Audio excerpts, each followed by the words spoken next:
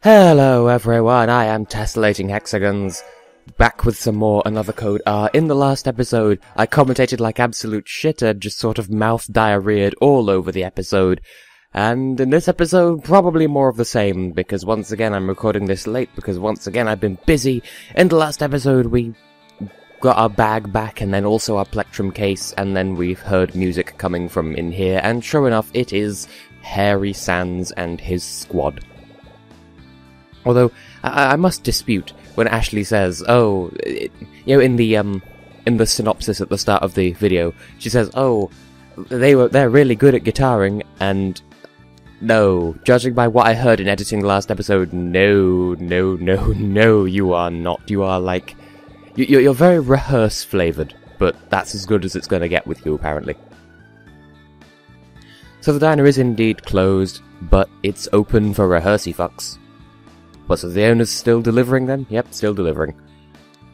I do apologise for last episode, but then again, I should probably apologise for this episode as well, because this won't matter for people watching in the future, but the episodes of Another Code R have been delayed by either a few hours or a day recently, because Eurovision reviews and just general tiredness and busyness, and I'm hoping I'm not too close to the microphone this time, because last time I was shouting, and I was like right up in the microphone like this, and it sounded like complete and total arse. And I have to suffer through it in editing, so I can understand why it would kind of suck to watch as well.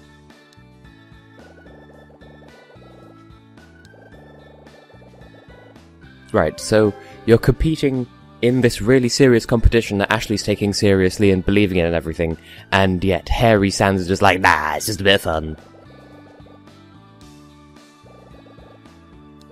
Oh, so it's not going to be that she thinks she's so much better than everyone else, and so doesn't want to rehearse with them because she's so much better, or some arse. So yes, apparently this diner was going to shut down if it weren't for the deliveries. Are people really that lazy? Like, bearing in mind, almost all of the people who live here live in this town area. Ah, well, with the lake being polluted, it's... yeah, okay, that's fair. I was just thinking, if people refuse to come in, but he still makes deliveries, and yet everyone lives in, like a 2-minute walking distance at most from this diner, that would be kind of fucky. And it was super awkward as I found it editing, by the way, when we went over to that garden area, which you would have thought would supply stuff to here, given that, I mean, if they grow vegetables in that kind of quantity, they can't keep it all for themselves, surely. Yeah, it was kind of awkward when we were going over there, and I was gushing about that relatively elder woman's theme music, and I said, oh, is this the music right now? And there wasn't any music playing. That was a bit awkward.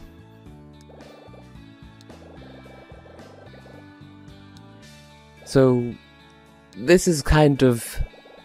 he's embodying basically what Georgia does at Eurovision every other year, where... it's not that they're not taking it seriously, it's just that they send stuff that is not really good competitively, but it's super original, so... That's kind of what these guys are doing. They're doing what they want to do, and the contest is just a platform for them, rather than a serious place for them to take it seriously. But then with Georgia, every other year they go too far the other way, and so they're like, no, we're going to do something really seriously competitive and commercial without actually having any soul to the music, because it's just overly commercialized.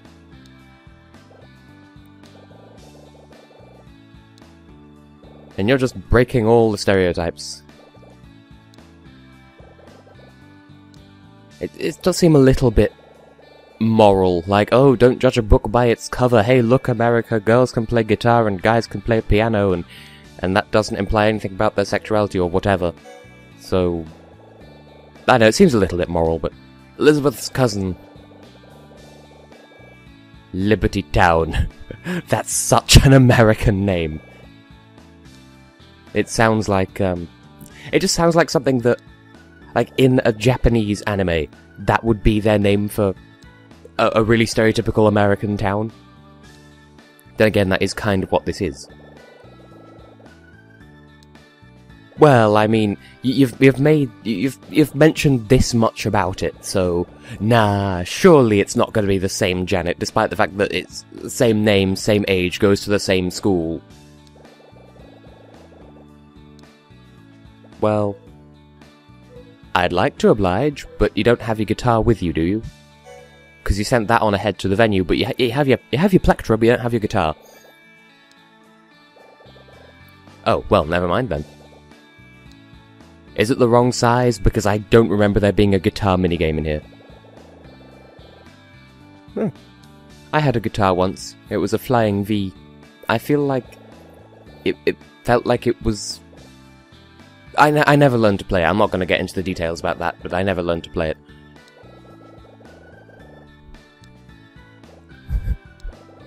it. Are you throwing shade? Are you throwing shade, good sir?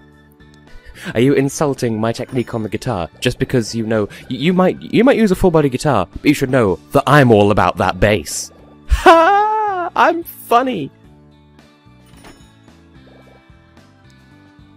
I have no further words. I've peaked with my sense of humor.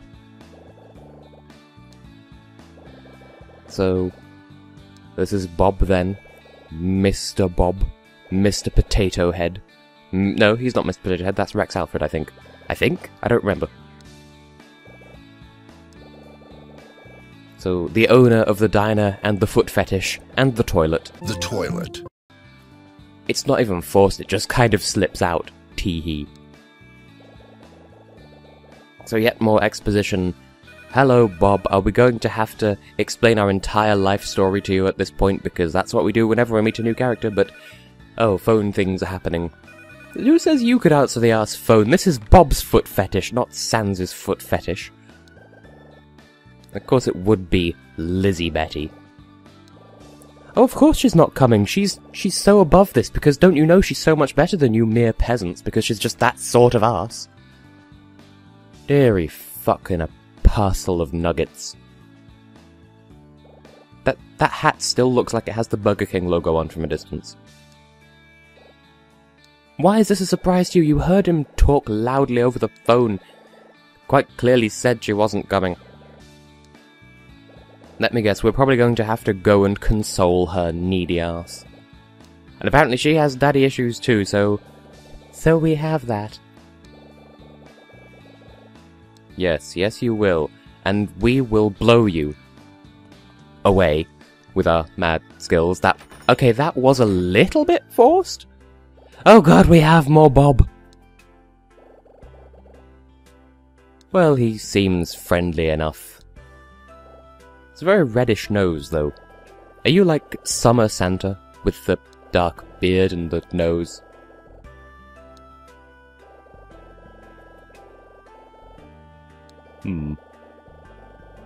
So, are you living vicariously through them, or are you just laughing at them? Bob Fox. I'm sure you do. I'm not sure how to feel about that name, because it's assonant. But it's also one syllable each, so... I don't know, it's like in that one book, I think it's Holes, where there's a character called Mr. Sir, or something stupid like that. So I find it slightly difficult to...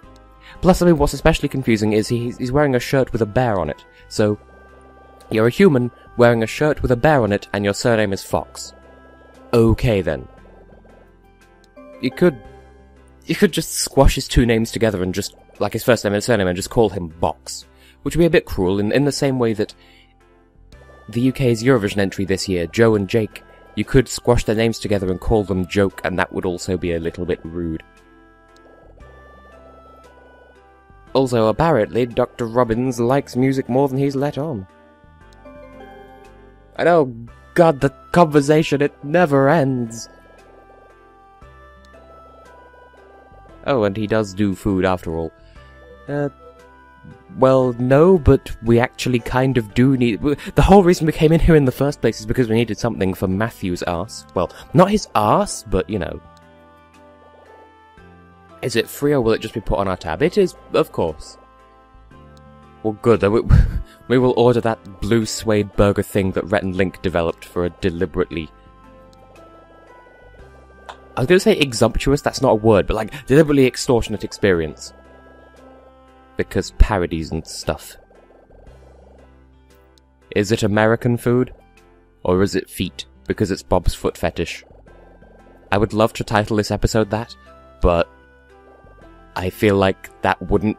Like, that might bring in the views in the same way that Undertale, the episode Surprise Yowie, has, like, I think 1,000-ish views? No, it won't be that many. It's got a lot of views, anyway.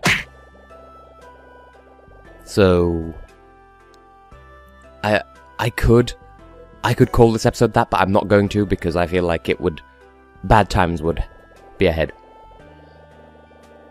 And we have 3 blocks of green text to get through, he says, belatedly reacting to it.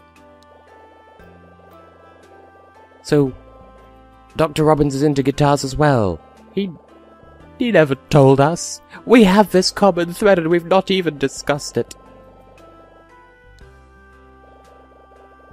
That's either brilliant character development or fuck. I don't know what the other half of what I was going to say is. So it's either brilliant character development or fuck. It's one or the other.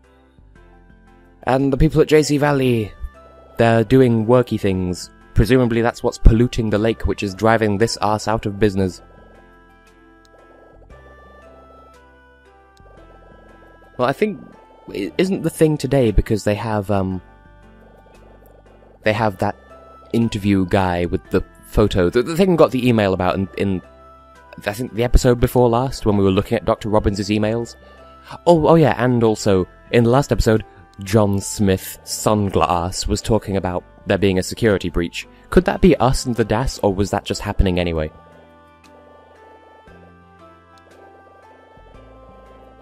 What do you mean? Oh, I was going to say, what do you mean almost no crime? But I mean, we got robbed in the first episode. There was an entire villa that burned down. Matthew was stealing from the storehouse thing. Oh, and he's talking about the token dispensers. So yeah, there we go. The Gumball Machine accepts recycling tokens, and we can use them in that machine. And so they're finally being explained. Sometimes they give out special... There we go. This is what was going on in my head, because usually we get silver tokens, but occasionally they'll give a gold token, which I think yields either a prize directly, or it gives you a special gumball or something when you use it in the machine, I don't know. But salmon rice burger. If I liked salmon, I'm sure that would sound nice, but there are only, I think, to my knowledge, there are only 2 types of fish that I actually enjoy, and that's tuna and cod. Cod being the fish rather than the obnoxious game series. And so tell me more about these special ass tokens, where you can slot them up your ass and then you dispense a gumball out of a certain other bodily orifice. Oh, well there you go. So you can't use them in the gumball machines, they don't yield special gum. So... I think it's supposed to sound like it's random chance, but it's not, and I don't remember the details about it. I think it's story required at some point. Anyway, we're gonna get a salmon ass rice ass burger. Look at how generous we're being. I suppose... SRB, it just sounds like it's an abbreviation for Serbia because of my Eurovision-attuned brain. Now, did he tell us to wait? Because, I mean, while we're waiting, we can do stuff with the Gumball Machine and demonstrate how that works, because the tokens serve no other purpose besides that. So, put one in and see what flavour we get. I think there is some variety, but I don't know I don't remember how this mechanic works, I just know it's a thing. Twisty twisty. What do we get? I said, what do we get with your twisty twisty ass? It's green! Yay! I don't remember the significance of any of it. It might be melon. I'm not sure how to feel about that. It's just, it might be melon, and it also has the recycling logo on the back. Yay! Coinalicious. I would speed this up, but Surely you want to discover with me the various flavors. I was about to say various flavors of condom. They are not, they are a lot of things, but they are definitely not condoms. Don't try to use chewing gum as protection because it won't work and it will be horribly sticky, and I should probably just stop talking about that. And another melon ass! Why are you giving me melon things? Don't tell me the different Gumball machines give different flavors, because they have all those different flavors inside, even though those actually look like cardboard cutouts that you'd put against the glass to make the machine look fuller than it is. But give me something other than melon. I don't remember how this mechanic works, but we're going to definitely get more than just those 3 tokens, and this is the only thing they're good for anyway. Rintity, rantity, jimpity, jumpity, joodle, limpity, loppity, leap. I'm good at commentating, I swear. Oh, we got a yellow fuck. Does it taste of electricity? Lemony. Can you get lemon gum? Anyway, ass fuck, have you made the burger? Because I don't remember what we have to do to pass the time. So should we just leave, or check out the diner? Stare at the guitar and the drumsticks?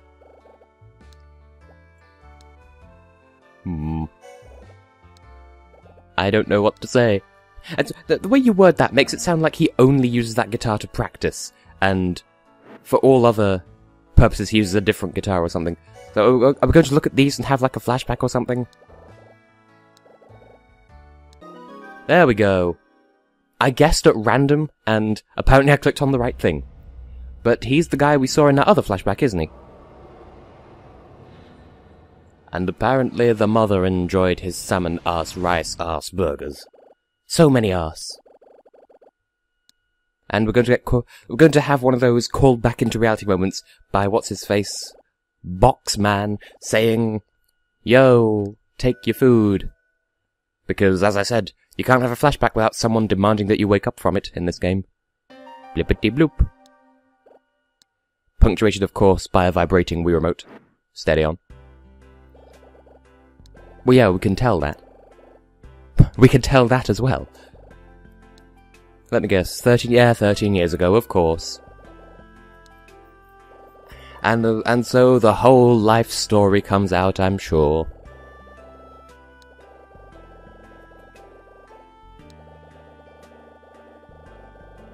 I would say more words, but I've got nothing else.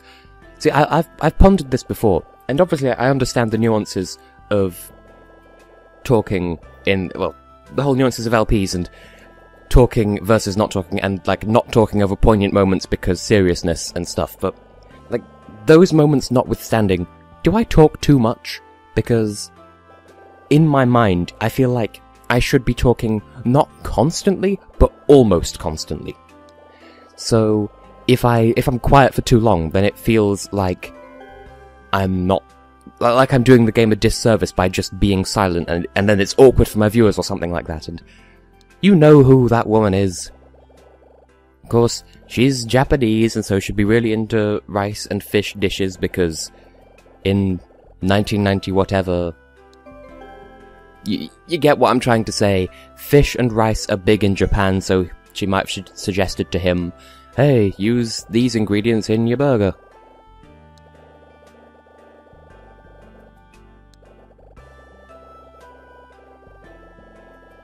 Okay, that is kind of how fast food works. So I'm guessing the salmon rice burger is either served cold or is really quick to... It probably is served cold then if it's inspired by sushi. Oh, come on, Ashley, how could you be that naive? You know who he's talking about. And there we go, sushi.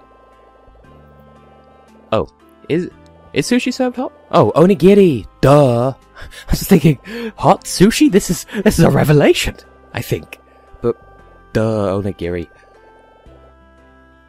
That reminds me of one time. I don't remember whether it was in the one that I recorded or not. I don't think it was, but it probably was. No, it probably wasn't. It probably wasn't in the footage that I recorded, but there was some session where I was... Okay. Use your words, Tess. So I was playing Wii Party U with the parents, and I don't think it was in the game that I recorded and uploaded sometime last year. But there was one round of the draw thing. I don't remember what it's called, where everyone has a prompt to draw a thing, and one person has a different but similar prompt, and then you have to work out who had the different thing. And I had to draw a rice cake, and I drew onigiri because that's the first thing that came to mind. And the parents were like, "What the fuck is this? That's not a rice cake." And I'm like, "But it's rice." I was going to ask, was she married to Dr. Robbins at the time, but she probably was because you were 3 years old. So, come to think of it, if you were to serve a salmon rice burger cold, surely I was going to say the cold wetness, but like, the moistness of the rice, surely that would complement the salmon better cold, but then again, I think the salmon would probably taste better hot. I don't know. I'm not a food expert. Fish isn't really my thing, apart from tuna in the context of sandwiches, and also tuna sushi is actually quite nice as well. That's a thing that I remember making deconstructed tuna sushi once. Well, there was one time where I made a 4-course dinner for my parents just to prove a point, I suppose. And so I had like a starter, which I think was, nope, not camera. I believe they're called bao. It's some kind of Southeast Asian dumpling dish, but the inside was some sort of bolognese, so it was a nice little fusion dish. Then I had the starter, then I had a fish course, because I was basically just following the routine established by, oh, there we go, just after we were told about it, we got the special token, and I just slapped a really sensitive part of my knee. So I feel like we could probably only get that after being told about it, but there we go, we got the special token. I'll exchange the other token at some other point, but yes, so I was following the come dine with me paradigm, so there was a starter, then there was a fish course, which was, I called it deconstructed tuna sushi. What it was like little gem lettuce leaves with a layer of, what's it called? Not panettone, that's cake. Some kind of rice. Was not paella. That Italian stuff. Oh my god, I've made really nice. Oh god, that has implications. I've made nice dishes with that stuff before, and I cannot for like risotto. How did I forget the word for risotto? So it was little gem lettuce with risotto on top, and then a layer of tuna on top of that. So it looked like you'd unrolled some sushi, but the sushi had been made with lettuce instead of the seaweed stuff that it's normally made with. And then the main course, I don't remember what it was, and the dessert I think was some sort of multi-layered biscuity, jelly-y pudding stuff, and you don't read by throwing them all over the floor, you arse bundle. I don't remember what the main course for that dinner was. Oh yeah, it was... Oh, now I remember, it was some sort of lemon chicken kind of... I remember at the time having some sort of dispute over whether it was tagine or tangine, because I think they are, like, I think they are both things and they're similar but different dishes. So, I remember making that, and it was served with conchigliette pasta. I said that weirdly. I remember thinking it was pronounced conchigliette, but no, it's Italian, so conchigliette, which is, well, it's like conchigli or conchigli pasta, but smaller. And I grossly underestimated just how much that is once you boil it and stuff, so... Oh, right, I was too busy talking about this pasta that I made once that I completely forgot what we were supposed to give to him, but yes, have the arse burger. Ooh, that could be misinterpreted as a different word, and I don't want to be offensive, so I'll just stop right there, but have your burger. You're gonna look at it and say, what the fuck is this? Yes, it's a salmon rice burger. Weren't you watching this entire episode so far? It works like food! Oh, stop being a spoiled ass. You're homeless. Just eat it. You twit nipple. Wow, only you could take a bite out of something and then ram it up your nose and still have not taken a bite out of it despite having bit it twice now. This is grafe indeed. That bun doesn't look like it's made of rice, but then again, I've had Pringles made of rice, and you wouldn't be able to... Like, they have a slightly different texture, and they taste a little bit different, but if you didn't know they were made of rice, you wouldn't be able to tell. So, I don't know. Japan, where the fuck do you think? Bearing in mind, you would have been able to see the diner from the perspective of when you were coming into the town in the first place. I'm sure you could just artificially add cheese, but does cheese even work with fish? I feel like it wouldn't. Any foodies in the audience, please do chip in.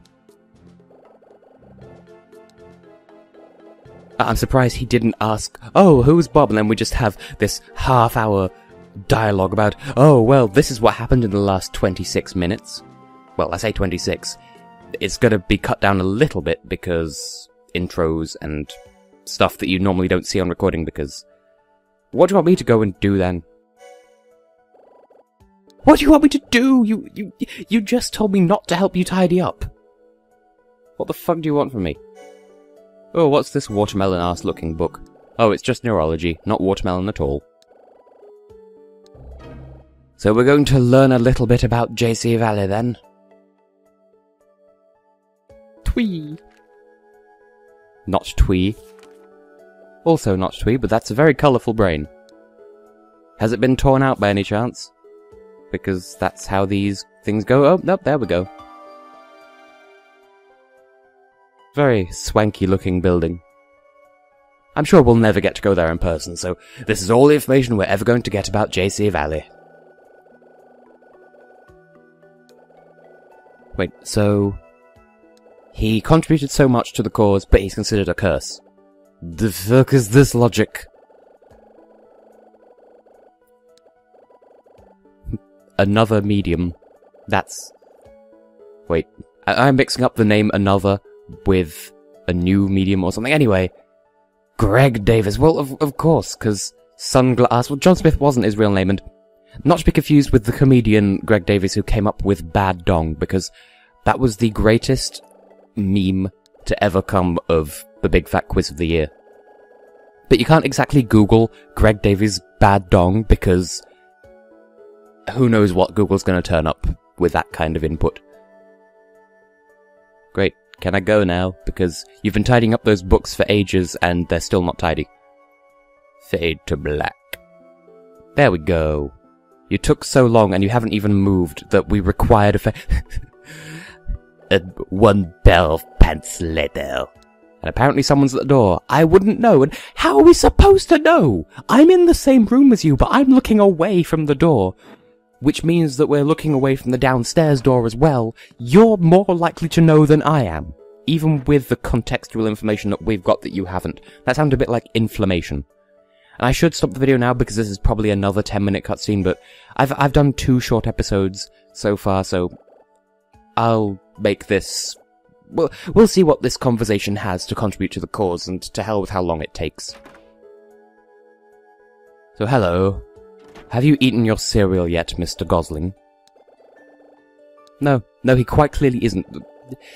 He's at the lab. Just go and fuck sideways. Yes, he's like a fucking yo-yo to that business. Now, are we the security system trouble? Because is that us being the problem, or is that something we should be worrying about? Can people spy on us through the camera in the desk? Because that would be a plot twist, but I don't think that's actual plot point in this game, so maybe not. Don't, Ashley, what is it with you and secret diarrhea? Stop telling adults. Don't give his full name away, you fucking tit monkey. Can you just keep a fucking lid on your secrets, please? You're so irresponsible. He's supposed to be in hiding here. Oh, well, we met 20 years ago, and then we had a baby together. Even though he's 13 and Ashley is 16. Well, I mean, he is a bit of a homeless vagabond. And, well, I suppose also that, but... I suppose it would have unfortunate implications, but for fuck's sake, they're both children. So, I suppose, once again, in fairness, Mr. Gosling is responding to our secret diarrhea with secret diarrhea of his own, but it's restrained secret diarrhea. It's not secret constipation. It's like... It's secret soft ploppings that have some element of control about them. So it looks like we have a destination for next episode, and oh, that's more malicious than telling us we can't be friends with our friend. So... okay, well, in the next episode we'll head to the light green cottage then. But in the meantime, I'm guessing we had a 10-minute conversation that took about 3 minutes instead? Well, bye-zy boo-boo to you. Now, I'm guessing I'm gonna have some sort of internal monologue. Oh, you're just gonna... and when did you get down here? Weeping angel ass with your blue eyes and your face. And so this 3-minute conversation will be a 10-minute conversation after all, where you establish everything that we just said, and where we need to go next. And so you're telling him all the stuff that we've already experienced for ourselves. Again, why can't you just fade to black and say explaining like in Touch Detective? Okay, good, I can finally... okay, well, I have been able to continue to be Tessellating Hexagons, and in the next episode we'll either talk to Matt or head to the greenhouse, which isn't a greenhouse, it's a house that's green. I don't know, we'll see what happens. See you then, and have a nice life, as always.